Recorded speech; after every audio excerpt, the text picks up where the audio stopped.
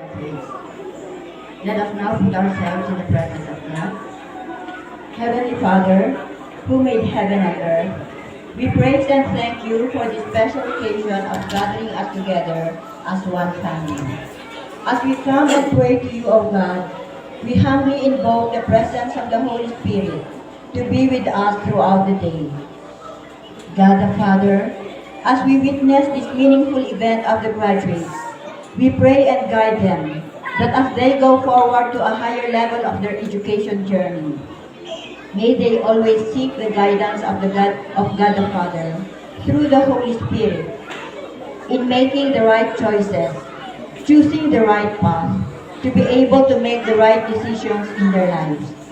Yes, Lord, these graduates still have a long way to go. Will encounter many temptations, difficulties, and struggles. May your Holy Spirit, Lord, be their guiding light in pursuing their dreams.